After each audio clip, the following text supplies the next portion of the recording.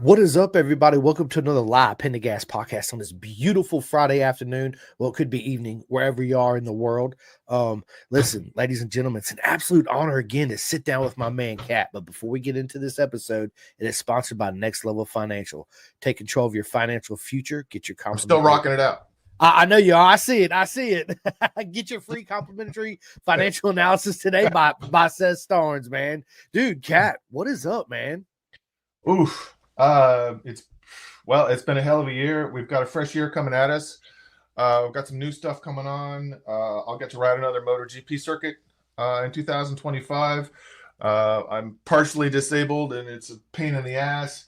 We're launching a new product this year, after thoroughly testing it over the past 2 years. Things with my good friends at Venom going strong, learning more about promo items and what works and what doesn't. Loving my people at Bison. It's just, this is what I do. This is my life. No, you're right. I love it, man. And I'm like you, dude. Aliki and dude, her whole undersuits are just absolutely amazing. And then, of course, we got Bison, which everybody loves Bison, Yeah. So, yeah, they're absolutely proper mega people and our beautiful circuses, I always call it. Our beautiful circus. Yeah, I call it track family.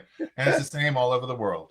It is. All over the world. It is. So speaking of, I had you on previously, you and Leaky, and, we really didn't get into a little bit about how you got into motorcycles, but not a whole much about your whole business and your tours and all that. Mm-hmm. So I'd like to start off with that, man. Tell everybody, Cat, what you do.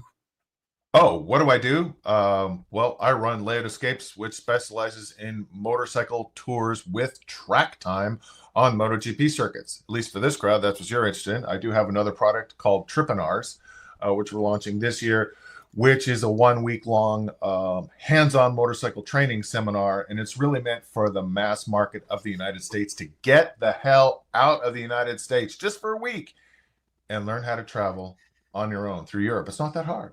You can do it. But the main thing that I'm known for within this community is if you want to ride Magello, if you want to ride Portimao, if you've always had a hankering to go to Phillip Island, Aragon, Catalunya, Brno, Hockenheim, I'm the guy. There are other ways of doing it. You can work hard, and I can tell you how there are other ways of doing it. But who wants to fly over to a foreign country, do 2 or 3 days of track time, and then head home? No, you've come to a foreign country. And what's the best way to see a foreign country? On a motorcycle. 2 wheels is the best way to see the world. So get on a bike. You've got the skills, and go see a foreign country by motorcycle and explore it. Find the greatest roads. And we specialize in authentic stuff. No tourist crap.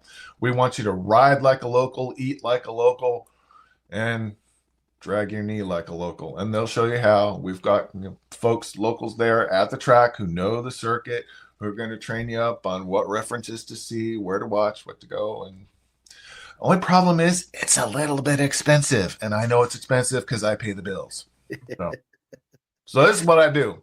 I've been doing it since, I think we're going on 14 years now. That's a long time, and it's absolutely phenomenal. I watch all your YouTube videos about it. Who wouldn't want to go ride a MotoGP track, right? Everybody listening to this, or that's going to listen to this, it's always been a dream, whatever your favorite track is, right? Mm-hmm. Listen, sign up, get with Cat, and he'll show you all. And listen, you'll learn a lot about yourself. Solo on a trip, right? So we'll get into that, Cat, here in a minute. But I've done that. I've traveled. I went to UK by myself with the BSB, and yeah, it was absolutely amazing. I had the nerves and the jitters, like, oh shit, what am I gonna do? I have nobody around me, right? It's everybody speaks English. What the hell are you worried about? Right. It's just going first time, right? I know. Virgin of going across the pond solo. I get it. I have some people that can't hack it. They can't hack it. They lose it. Listen, I bet, right? I was okay. So tell us about that. Like, if you really want to know someone, you got to travel with them. Yep. Yeah, that's my phrase. And you got neighbors, you think you know them. You don't. These people you live next to for 30 years, Take them out of their home environment. Take them out of their trappings of status. things that tell them who they are, their job, their, suck ass employees, all the things that give them an identity, take them away from, their golf club, their church group, and put them in another foreign country. And all of a sudden, everything that tells them who they are and what their identity is suddenly gone. And now, who are you really? And now, oh no, they don't speak your language. Watch people just freak the fuck out. It's kind of sad. I mean, I've had people on tour that we took them on the whole tour. We showed them, here's some great Italian restaurants and stuff. After the tour, they were still in Rome for another 4 days. They went to McDonald's every single day, bro. While you're in Italy, it's because they were so scared of having an experience that they weren't anticipating. They were scared of the new. It was too much new coming at them, and they literally were going to McDonald's not for comfort food, but for psychological comfort. Just to go, this is familiar. I know what this is. This tells me who I am. I'm an American. Hey, I get my double Whopper sometimes. I need my double Whopper. But yeah, you want to know who somebody is, suddenly subject them to the stresses of not knowing where they are, where the next meal's coming from. Of course, we've got that all taken care of, but just, yeah, new experiences jar something in people and they will freak out. You get some folks who, if they can't be in control, and control's an illusion for the most part, but if they can't be if they can't be the captain, they'll do everything they can to sink the ship.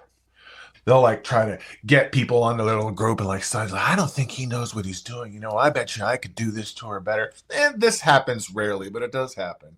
And it's mainly because they're scared and they're not used to not being in control. And so they want to be in control. And so the way they can be in control is to complain. It's nuts. But yeah, you will. And also because you get to see the true core of people, this is where true friendships really grow. People who are thrown together through adversity or just a new experience, they open up to each other immediately. They connect right at the heartstrings, and you'll have these friends for the rest of your life because, oh man, I remember you were there. We were on that Italian road. That was freaking great. And that's it. You've got a friend for life. You were right behind me on Mugello. Yeah, that's it. So you want to know who somebody is, especially if you're thinking about marrying them, travel with them. Yeah. Makes a lot of sense. It's yeah, I mean, it really does when you think about it. And all the anxiety that I had, Cat, going over there. Like I said, I felt right at home, but it's just more than been showing up and getting in the hotel, right? Don't know nobody. And then I was like, what do you mean we ain't got AC, right? There's no AC at this place, right? We don't need it. You're in Louth in the UK. You don't need AC, right? And then food, right? Because I'm not used to obviously getting up and say, yeah, I'm gonna be here to eat. Okay, our eat times are between this and this and blah blah. Yeah, God, I'm sorry about that. It's all good, man. But it was all that was part of the experience, right? It is, but of course, the nerves, just oh my God, it's like you said, I'm not at home in my own environment. I actually got to thank myself and outside my comfort zone in my box, right? So to speak. So, yeah, I get along with everybody. And I like to talk anyway. So after my first 3 minutes there, I was good to go. Once they told me I had to have no AC and I come to peace with it, I was good. Oh man. So, and you're right, on top of that too, you meet the amazing people that are lifelong friends, and every time you're glad you made the trip because you only live once. Make that trip, make it happen. Yeah. That's why we say it's called ride the dream. Nope. It's very important. These are just my crazy ideas. They don't happen unless people decide to ride the dream and they come on these trips. This isn't about me. These trips are never about me. It's all about me making other people's dreams come true. It's their dream. I just try to come up with it and push it one way or another. It's the clients that make the dream real. 100%, man. 100%. So look, my buddy Craig O'Harris, he's across the pond, right? And you can actually met him at Cadwell Park. He says, you met me across the pond and survived my pink wig. Because yes, he did have a big pink wig on. It was absolutely amazing. Nice. And then he also says, I don't think I've ever eaten fast food like that abroad, except when I visited America. I landed at 4 a.m. and went to see if your McDonald's is bigger than ours. And it was. Yeah, it is. Oh my God, that's awesome. Yeah, and then of course, that's also when you find out kind people and nice people, right? And the differences between the two. Well, Americans are often really shocked at how kind the rest of the world is to them. And I hate to tell you, it's not about you as an American. They're like that to everybody. Americans don't realize they are in there's really no nice ways, the most individualistic culture on the planet. And you don't know your own culture until you step out of it. You can't see it until someone holds up a mirror and says, this is you. We are the most self-centered, egotistical, completely embedded in solipsism. We only think about ourselves. And we've been trained to do that since birth. It's our culture. And there's some things that it's very good for. In many ways, it's a cultural strength. It's the strength of the United States, that individual thought. It's what makes people nutty enough to create their own podcast. Okay, right, exactly. To start their own business. We're loopy enough, so self-absorbed enough that we actually think that we can create our own business, our own brand. And we do that without even a second thought. Whereas people in other countries will be like, well, what would my mom think? What would my uncle think? What would my neighbors think? It's not even a concern of ours. For them, it is. But the converse of that is when you go abroad and you run into somebody else and you're an American, a foreign visitor, and you meet them, they are genuinely interested in your well-being because that's their culture. That's who they are. They think differently than we do, different culture. And so they will genuinely be nice to you. You are welcome abroad. It's actually a really nice experience. Go like, oh, these people actually care about me and want to make sure I'm okay. And, oh, did you find that laxative you needed? And make sure you're drinking enough water. Listen, everything you said is correct. Because when I went there, like I said, I knew a couple people, but I wasn't getting up with them for like 3 or 4 days. My first 3 or 4 days there. Well, my first night, my first actual day, because I got there at night. I went Peter Hickman's place, met a bunch of proper mega people, ended up with a good buddy of mine, and yeah, he gave me a ride back to the hotel and then was like, hey, how you getting to Cadwell? I was like, I guess a cab. He's like, no worries, man, I'll come pick you up. And then he introduced me to his buddy Paul and they took me out to eat. And like, yeah, they wanted to make sure I was okay, just like you said, without me realizing it at the time, right? But yeah, it's a good way to put it, man. Mm-hmm. That's right. And it's an amazing experience, so speaking of that, you've been all over the world, right? I already know because me and you had this conversation, but they haven't heard it yet. What was your favorite visiting place, and what do you suggest as far as visit the whole experience, right? The track, the culture, the food, the hotels, the public roads you guys are going to be going on. In your opinion, what's the number one spot everybody should start with? Well, I mean, people always ask me, what's my favorite tour? And I don't necessarily have a favorite tour. I have a favorite place for breakfast. I have a favorite place for lunch. I have a favorite place for dinner. Are you sensing a pattern here? Yes, I live to ride, but I ride to eat. And food is one of the things that brings all cultures together. Everybody loves a good plate of food, except the people in the UK and Norway, and I'm not sure why. I think the Norwegians taught the folks in the UK how to cook. It's pretty scary. So my favorite place for breakfast in the world is Germany, because in Germany, Frühstück is not just a noun, it's a verb. It's a very important meal of the day, and the Germans know how to do it right. My favorite place for lunch by far is Thailand. Thai people eat 7 times a day. They eat small portions. There's street food everywhere. You can always see it cooked right in front of you. It's delicious. It's so good. I want to go back right now. I've got buddies from Yamaha Champions Riding School who are over there right now. I hate you, fuckers. God damn it. You're having fabulous food, next to rice patties and pad thai, and a glock naan, all that good stuff. Yeah, no, I absolutely love Thailand. And for dinner, it's not my favorite food. It's my favorite experience, and that's Italy.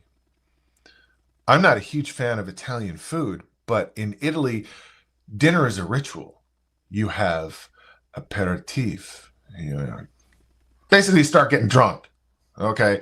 Then you've got, your little hors d'oeuvres and whatnot. And then you've got primero with one kind of wine. And then you've got your second course with another kind of wine. And then you've got, your after dinner liqueurs. And the whole concept is to stay slightly buzzed the entire time while laughing and having a good conversation with your friends. It's a whole experience. It's about fabulous flavors. It's about great conversation. It's about good wine. It's about enjoying life as a whole. And that is an Italian dinner. And that's why I love dinner in Italy. So that just gets the food thing. Now, what about roads? Because roads, right? I mean, it's where motorcycles go. That's what they're made for. Favorite roads have got to be my favorite place to ride for a day. For one single day. I've had one single day to ride. I'm going to the Italian Alps, the Dolomites. That is the best single day of road riding I can have. For a week, it's going to blow people's mind. My favorite week of riding is Northern California because of such a wide range of places you can go. You've got river runs, you've got mountain runs, you've got coastal runs, you've got redwood forests, such that wide variety of places that you can ride through. So NorCal is my favorite, place for just 1 week. For MotoGP circuits, it's tough. My favorite track in Spain is Catalunya. Narrowly beats out Aragon. Because Aragon is really an incredible circuit with tons of great reference points. Probably the best track in Europe, though, is Mugello. It's just, it's a dance.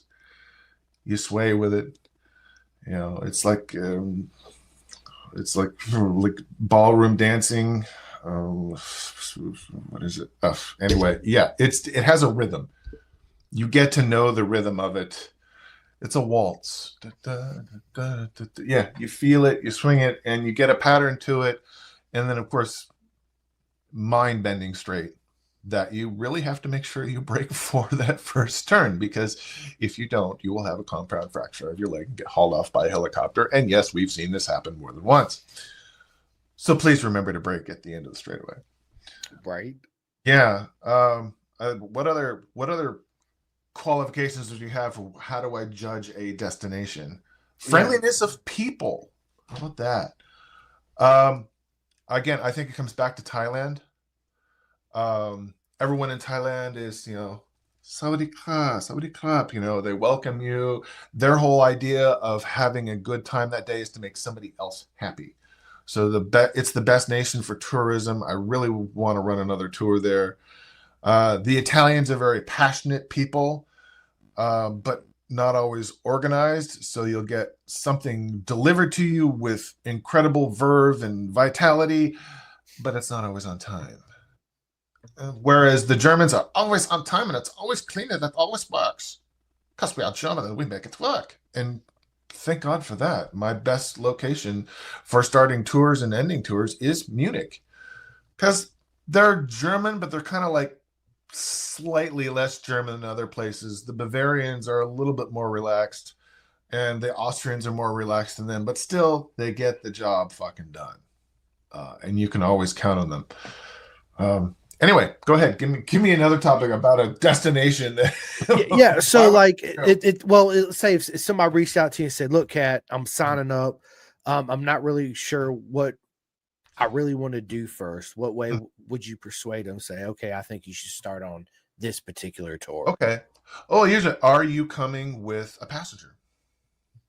If you're coming with a passenger, then by far for 2025, you want to take the Core of Catalunya tour, because we only have 3 hotels on the entire tour. And we have a hotel in the mountains and a rest day for the people who are off the bike. They can go hiking in the mountains. It's a cute little mountain town. And then we go to the Costa Brava, which is obviously on the coast, on the beach. While we're out going crazy on the roads, your passenger can lounge on the Costa Brava, the beach. Truly legit, beautiful Mediterranean beach action. Lovely resort town. And then while you're on the best track in Spain, your passenger can go to Barcelona. And there are a few things we're seeing in Barcelona. It's a fun town. Oh, I'm sure. So there's lots for a passenger. So that is the best tour for couples. Going to Europe for the first time, probably most people take the Munich to Mugello tour.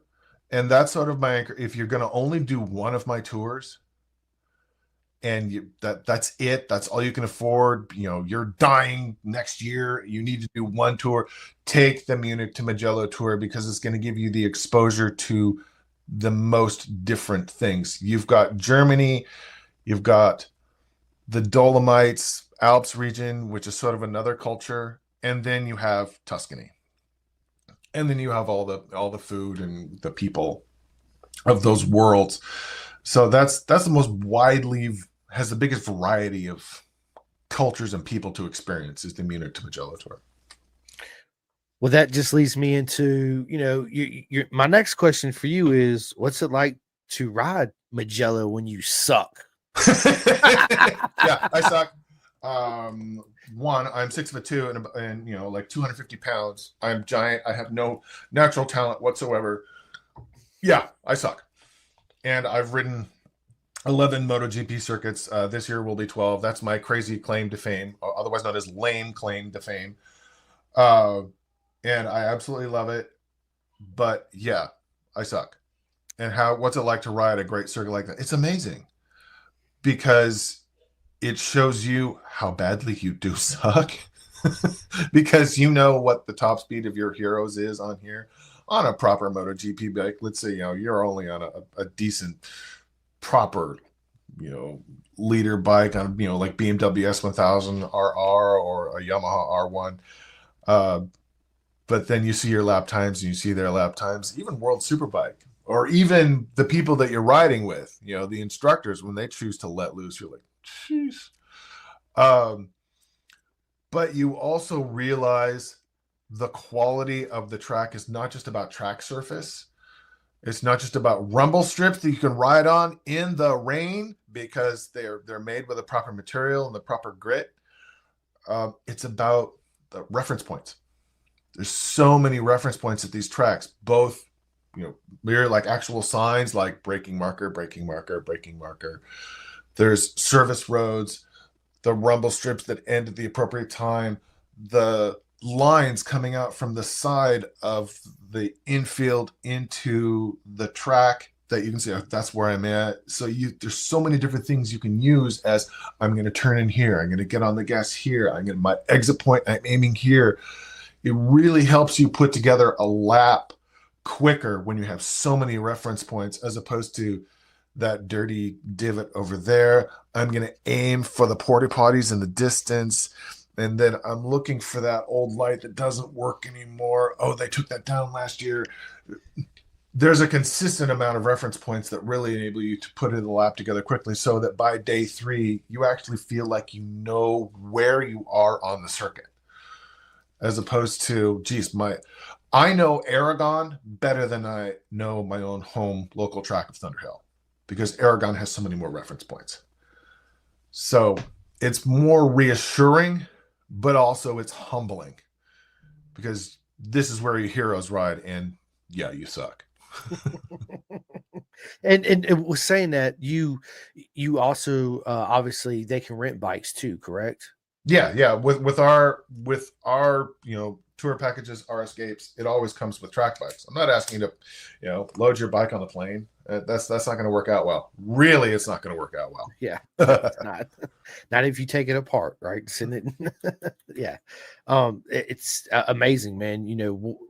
What you do, all your experiences you've had traveling, circuits, and the food and the beer and the wine, right? I mean, it's like, bro, absolutely. Craigo actually has a question for you. He wants to know, he says, has Cat ridden the Scottish West Coast roads where they're absolutely amazing? He says, I've ruined sets of tires in 2 days up there and constantly changing directions to take mountain cliffs and everything. Yeah, no, I'm a MacLeod. So I ride. I know how to ride on the Isle of Skye. I know exactly where I want to ride on the Isle of Skye. That's my home. Yes, I've ridden the West. The rest is absolutely amazing. And those of you who live down in the shameful part of the UK, otherwise known as England, get north on your bike. Bring your rain gear because it's going to rain, and go ride the northwest of Scotland. It's stunningly gorgeous, and you have no excuse. You're that close to an incredible riding place. Go do it. He's absolutely right. It's wondrous. It's beautiful up there. Beautiful scenery, incredible roads, and there's nobody there, which makes it a lot better. Yeah, absolutely, man. It's like the Pyrenees up there. There's just nobody there. Incredible roads, beautiful views, no traffic. I love it, man. And you traveling and meeting all these beautiful people of the earth, right? And sharing experiences with them. Do you find that track day riders are the same all around the world? Yeah. There obviously there's the differences. I mean, you got one dude who's the dentist, and the other dude who's the plumber, and the other chick who's a registered nurse, and the other woman who's a doctor. They all have different lives that they come from, and that sort of seasons people in different ways, but they're all slightly nuts. We're all crazy. We all think that, strapping our crotch on 200, horsepower and blazing down elbow to elbow at incredibly high speed is a great way to spend the afternoon. And it is, damn it. So I think it's different than car people, because car people got that roll cage, that separates them and the other people, and they can bang doors and maybe scratch paint. But motorcycle people, we're right there. You got to trust who's next to you, and you're putting your life in other people's hands. And so I think there's just a different feeling of trust and family inside the paddock for motorcycle people. It's more than just a shared passion. It's a shared respect for your own carcass, because it's the one that's going to be sliding into a bloody pulp at the end of turn 5 if everybody doesn't behave. So yeah, motorcycle people are the same all over the world. Paddock people, paddock life, everyone's jumping in each other's rigs. People are gathering together. In fact, I think people gather together in big groups more in Europe, a little bit because of European culture, whatnot. There would be big campfires, big screens, people showing pictures of the day, stuff like that. But yeah, track people are track people. In fact, from your podcast, you've interviewed all these, incredible racers, some of them the part of the Alien set that are just so phenomenally talented. They're just track people. They're just better than you. That's all. Right. They're the same awesome people we all are, just they're better riders than us. That's all.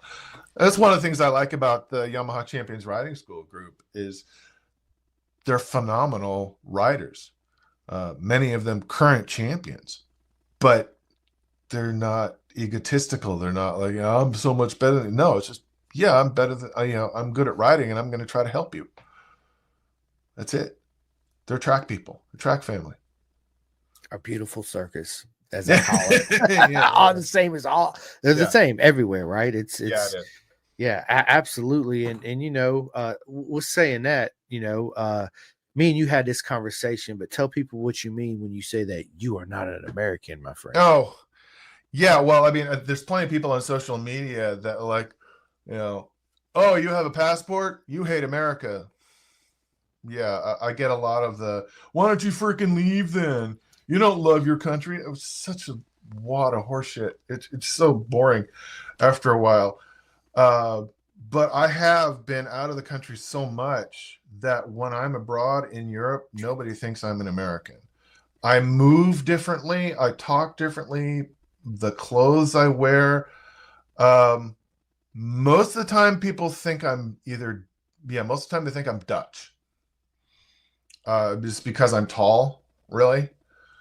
But I actually really, I take flattery to that because I know Dutch people, and Dutch people are the coolest people on the planet, and I am not that cool. They are way cooler than I am. So I'm actually flattered when they think I'm Dutch or Danish. A lot of times they think I'm Danish.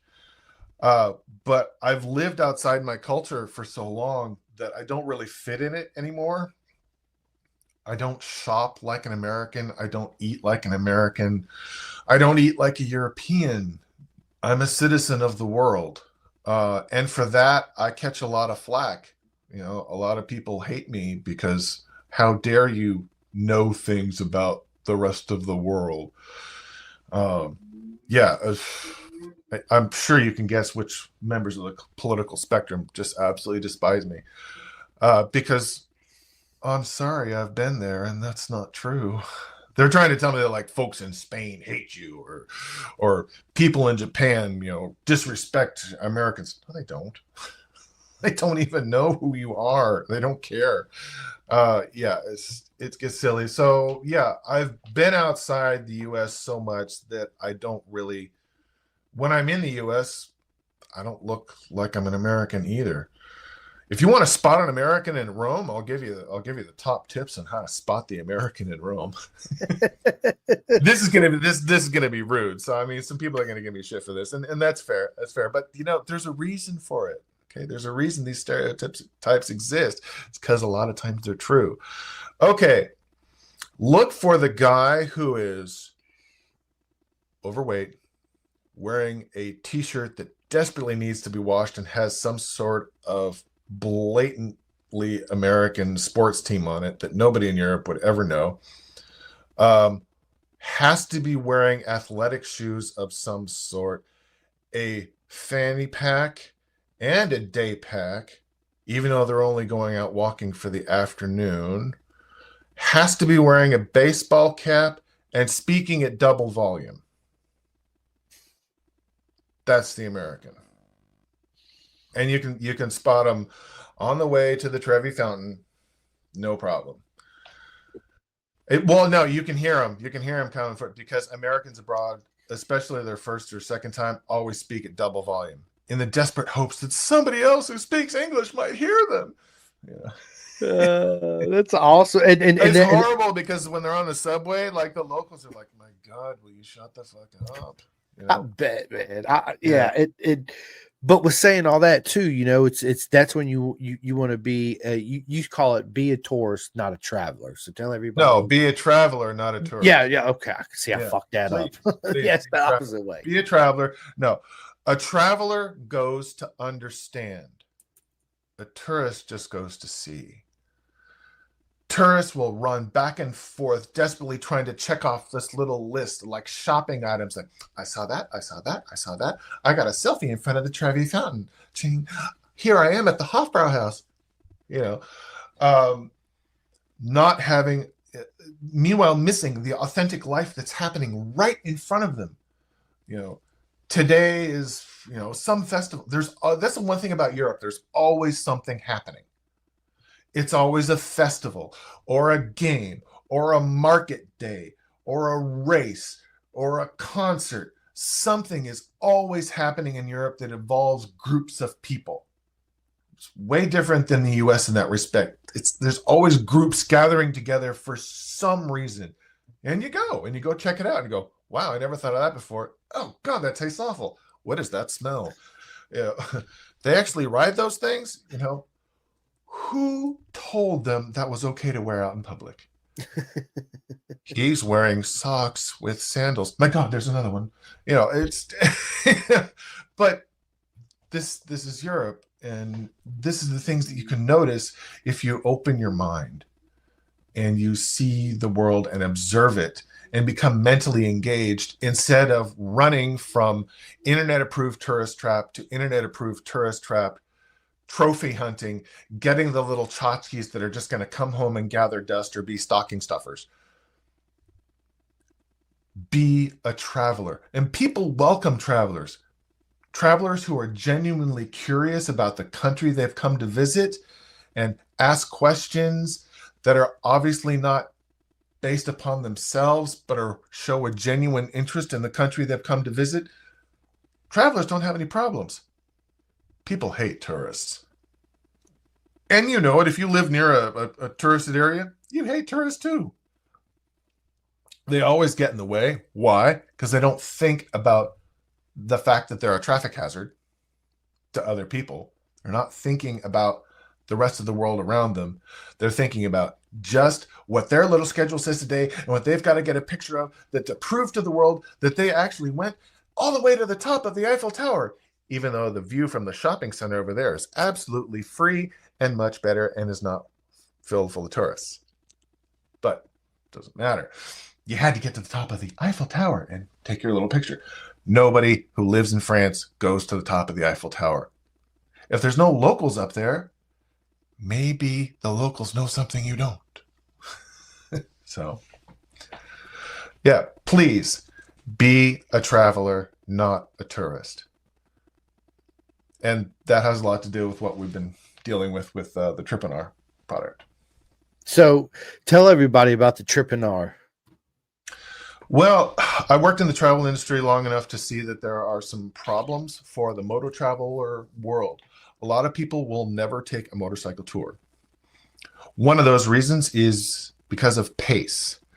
Either they're worried the pace is going to be too fast for them and they're going to be like embarrassed or scared the whole tour, or it's going to be too slow and they're going to be bored out of their skull. And this can happen. You will be so incredibly frustrated that you spent how much money on this long tour only to know by day 2 that yes, the tour is going to be this slow the entire time and I'm going to go out of my mind. You'll start babbling in your helmet. You'll start banging your head against the wall. You will be so upset that you're stuck on this tour, and yet you're going on these beautiful roads and people can't even go the speed limit. So pace is the big problem. The other issue is because of that pace and because of that wide variance of skills, tour operators are forced to take you from one tourist attraction to another tourist attraction on the easiest road possible. This isn't the best road. This isn't the road the locals would take. The tourist attractions are there. Why? Because they sell tours. A picture of the Leaning Tower of Pisa, it sells tours. A picture of 2 morons in a little boat in Venice, no local ever uses these. It's for tourists. But people think they have to do that. They have to check off the little box of all the little touristy things they're supposed to do. And so this sells tours. The tourist attractions sell the tours, and then they have to hook up a route from point A to point B. That's the easiest road to make sure that the woefully underskilled rider who was on that tour doesn't crash. Because that's going to delay the tour. And if you think everyone going slow is bad, delaying the tour, that's even worse. So, pace and tourist traps. I said this has to stop. And this is the reason why people aren't going. I want people to leave the country. So we created the Tripinar, which is we take you to a motorcycle playground. This is where Europeans go to play. If you're an Austrian rider, this is where you're going to go. If you're an Italian rider, this is where you're going to go for a week. If you're a French rider, this is where you're going to go. These are the places to play. Motorcycle playgrounds, amusement parks. They have great rides. And then we turn people loose. We put them into groups of 3 or 4 according to pace so that you can go the pace you want. You can go at about 80% of your ability and practice your motorcycling skills and get better and enjoy the road how you want to with a group of buddies who are about your same pace. We're not going to be a tour guide out front like your grandma leading you through the museum, going from place to place. We're going to go to one hotel in one great motorcycle playground and then turn you loose with a bunch of routes that you can go on. Before you come on the tour, we put you through Yamaha Champions Riding School, their Champ U program, their online training program, so that everyone who comes on the tour is speaking the same language about their riding skills. They're working on things together that they have used, that they understand. Everyone's talking about trail breaking in the same way. Everyone knows what that means. And then on the tour, we don't have guides. We have instructors. We are there to help you, not herd you. So a couple of times during the tour, we can pull in behind you and say, hey, I'm right behind you. Don't show me how fast you are. Show me how smooth you are. Oh, let's try putting some more weight on the inside foot peg. Real-time feedback on your riding because we use the Chatterbox radio systems. That process of being able to give people real-time feedback improves their riding very quickly. They go home a much better rider. They go home having learned how to do routes in a foreign country. They go home learning how to pick hotels in a resort area, not a tourist area, a resort area. There is a difference. This is where locals go to play, where vendors won't cheat you because they want you to come back. This is what happens in Europe. There are people go back to the same place for vacation every year. This is what Germans do because they're kind of habitual, but you get the idea. You also go home with knowledge and memories and a group of great friends in your address book who you can say, hey, Layout Escapes taught us how to do this route thingy in the Dolomites last year. The 3 of you want to get together? You want to try to do the Pyrenees? I think we can do it. Let's just do it by ourselves. Yes, you can, because we've taught you how. And riding Europe by yourself is not that possible, and you shouldn't be afraid of it. And so that's what the Trip and R is for. We have 4 of them this year. The Julian Alps, the Dolomites, Tuscany, and the Pyrenees. And the whole point is for you to have a good time in a motorcycle playground. We've got people coming back doing the same tour again, doing the same Trip and R again, because they wanted to bring their friends to do it. But one of the hooks of the Trip and R is, even though we teach you how to do it all on your own, since the value of it is so low, the prices start at $3,000 for a week. That includes your bike and your hotels and the instructors and the radio comm units and all that. People come back and do it again because it's a good value. I'm getting people to the good hotels at a good price. So anyway, that's way too much about the Trip and R, which probably most track riders are more interested in MotoGP circuits. And so far you got you've been to 11 of them. Mm-hmm. Lucky? Not lucky. Luck had nothing to do with it. I know. It's just it's not. But remember, it's not about me. I know it's not. I know. It's about my clients. Still, it never would have happened. It's an absolute honor to be able to do that, right? And be able to taste that tracks in life. Yeah, I mean, some of these places have a real gravitas. You can feel, where you are. Yeah, I love it. And so I want to ask you, man, because I'm a bison ambassador. I know you wear bison, right? So what's the whole story? How did you and Robert and Tasha and Carter and Edith get together? Well, the big thing is I needed a new suit. I didn't necessarily need a new suit, but it was about time, and I wanted to choose a vendor that was there, someone who was track family, someone who was out in the paddock, someone who was part of the community. And I asked Aliki of Venom Sport, and I said, who's track family? Who should I be working with? And she gave me two names, and I chose Bison because Bison is track family. In fact, the reason I chose Bison over the other one was because Bison is more track family. They are out there. They are one of us. They're just making suits. That's all. Dude, they're everybody hears my story of Bison and how much I love them because I talk about them all the time. They do, and no, they're some of the suits best are people really ever. good. They are. The suits are really good. It's a good value.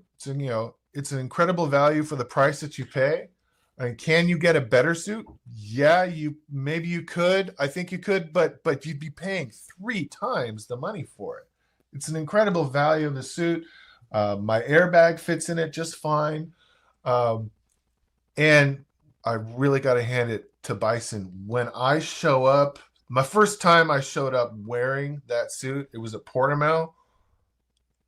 I felt legit because I'm walking around the paddock in my Bison suit. And it's no doubt that the man from Layout Escapes is in the hot pit.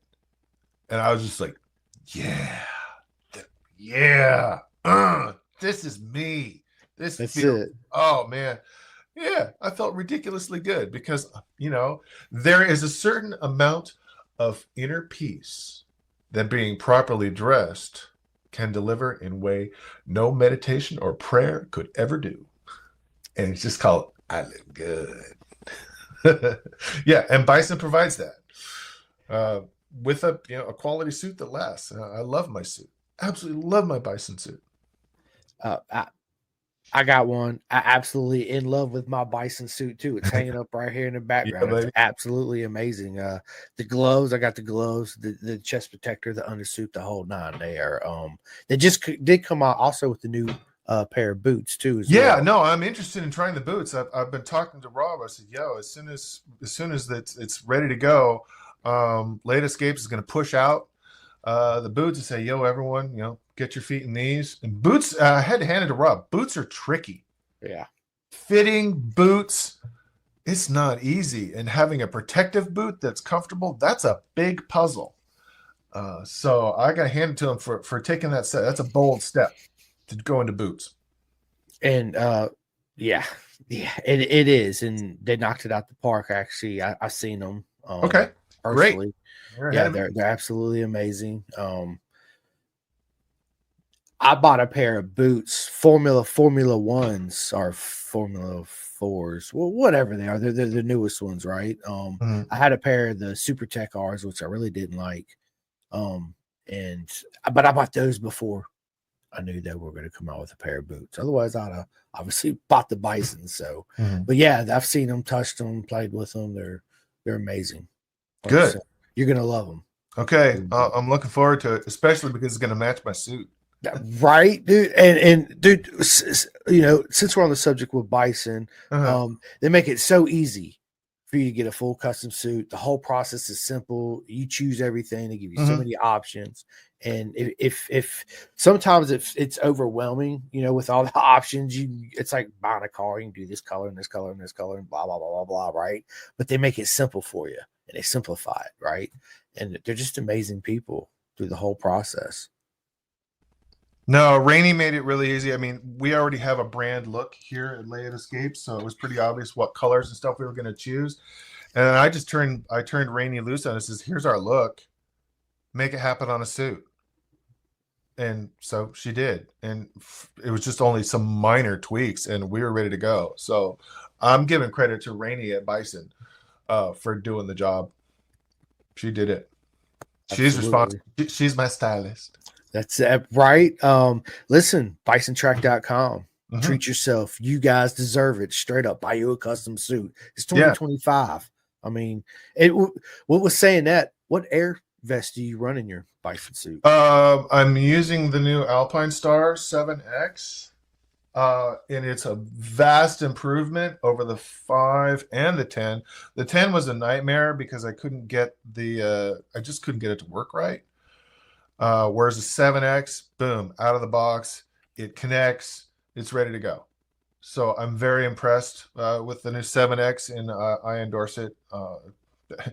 It's already been used once. Yeah. So, yeah, I think that's the best thing right now for the inside of a bison suit.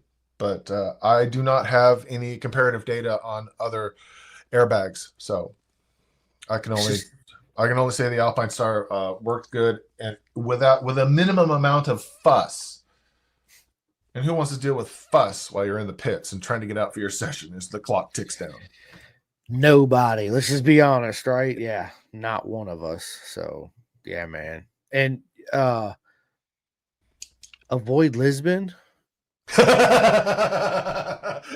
just had that one note from when we talked. You're like, Yeah. avoid Lisbon. Avoid. Yeah, I did too. I looked down. I was like, yes.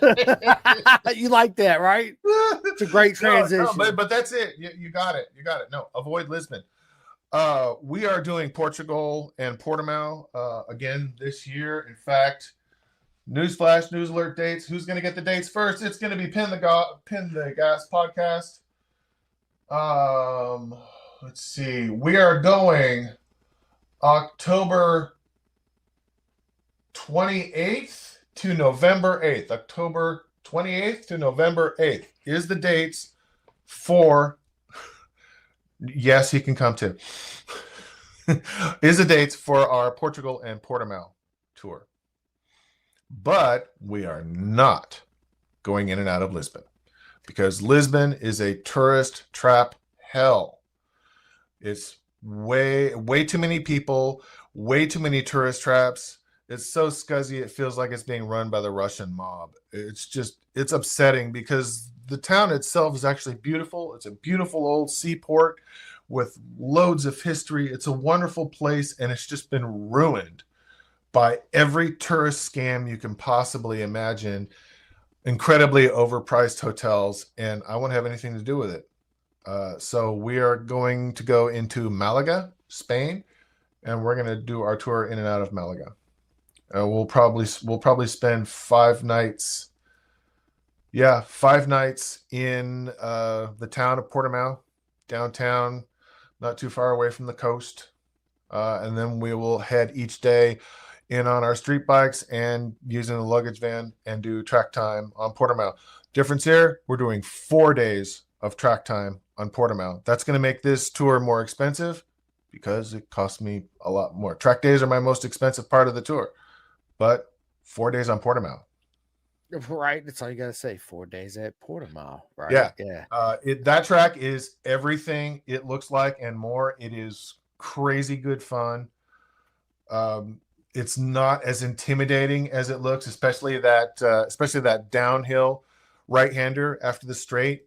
It's not that scary, but you will be trail braking pretty heavy on that. The ups and downs, yeah, it is a roller coaster, and it's a blast. It takes a while to figure out the lines and transferring your weight back and forth on the bike.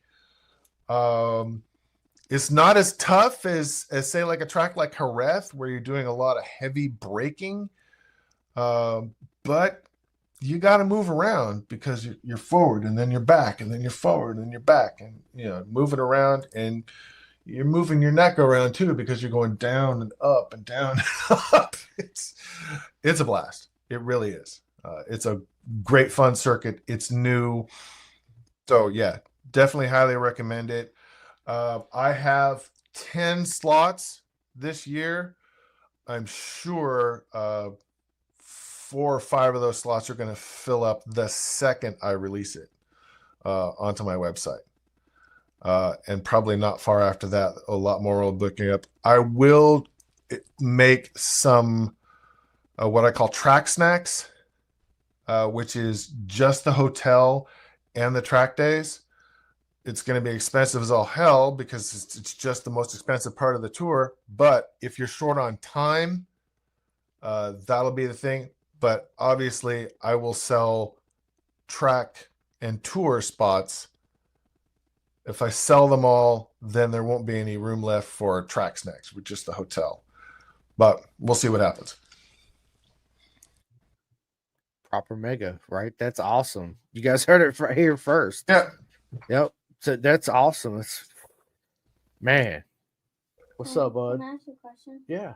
So you know my friend Zach, Zachary Hobbs. His mom said yes that he could spend the night all weekend, but I was coming to ask you if we could pick him up after we get Fiona. Yeah, I'll text mom as soon as we get done because we're not gonna be here much longer because we gotta go pick up Fiona. I know. I was like, text mom. She says yeah. Okay, then yeah. I bet. All right. Love them. Of this? Yeah, just you can take it with you, bud. I'm gonna put it in the fridge. Can I have a sip? Of course you can. God, I'm so thirsty. I want some of that. Right? He's like, I gotta have some. Can I have some? Take my water bottle at my book bag. You're good. You're good, Rossi.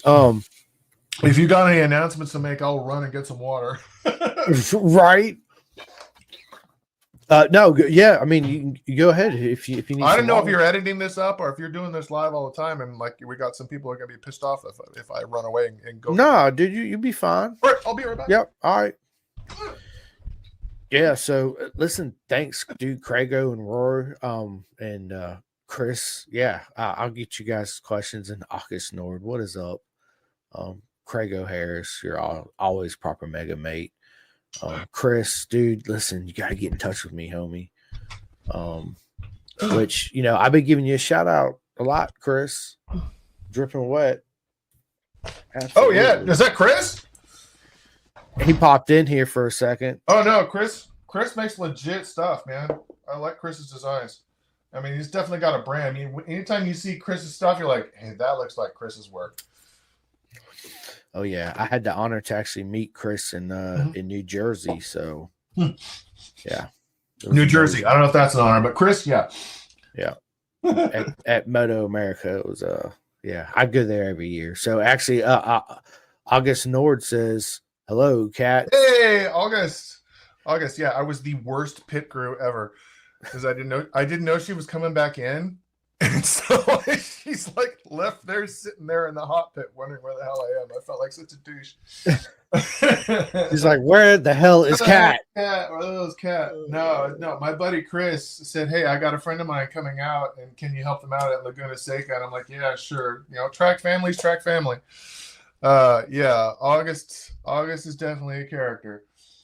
Yeah, she's awesome. I had her, we sat down and did a podcast together. We actually got a part 2 coming up, which I'm really looking forward to. So, and then friend Rory, what is up? Rory Brown, yeah. Yes, she's absolutely amazing. Hell yeah, Cat, the legend. Keep the tours coming, watching you provide. The dream is amazing. Your take on the motorcycle life is one of a kind. Oh, it's not one of a kind. All you have to do is get on the tour. It's that's it. Yeah, and Go ahead, Cat. I have a guy coming on tour this year. It is his 10th tour with me. And his 10th tour, I told him, I made the promise, he's getting it for free. Nice. Yeah. He will be joining me for Black Forest and Hockenheim. Nice. Which will be my 12th MotoGP circuit, but he is getting the tour for free because it's his 10th tour. And you think he's some crazy millionaire? No.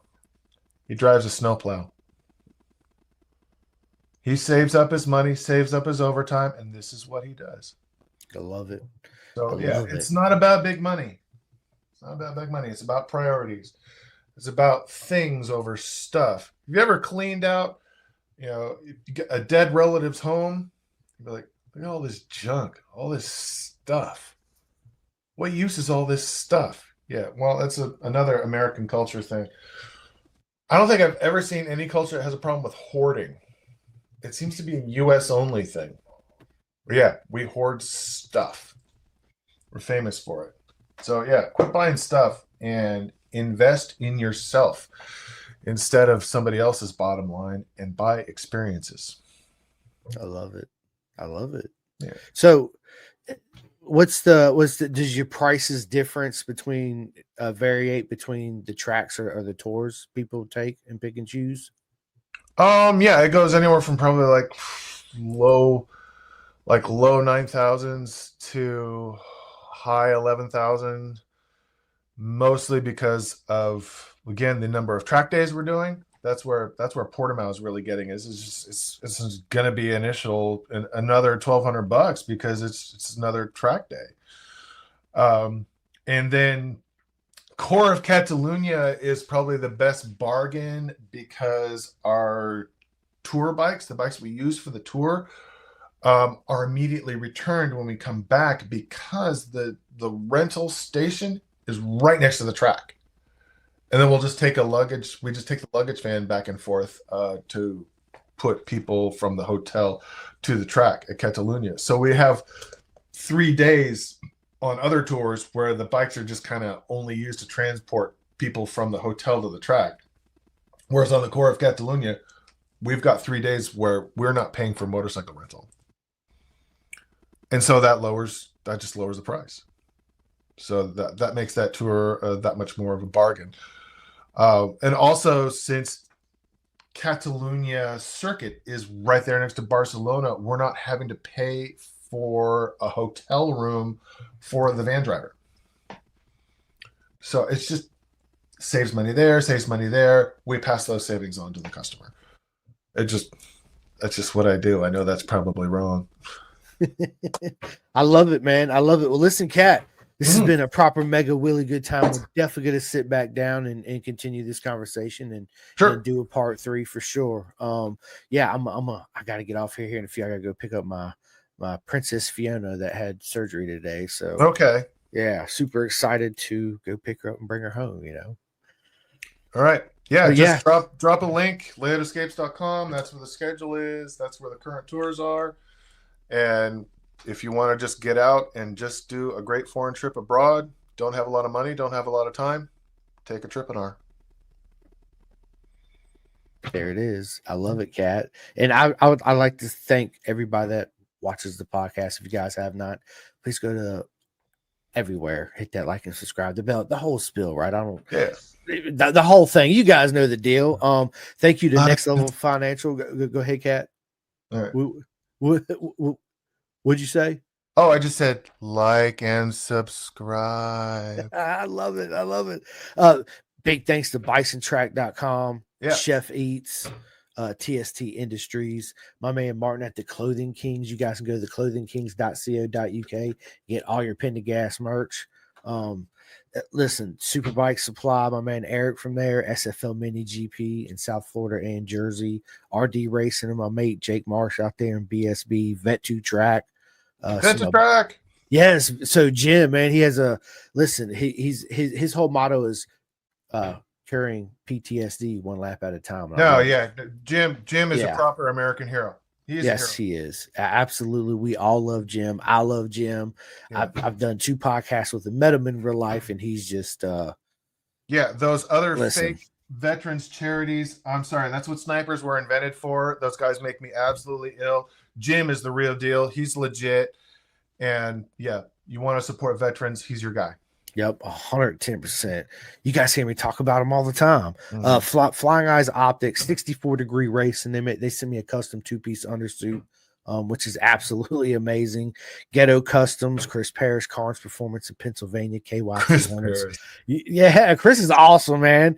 KYT Helmets Americas, K-Tech Suspension.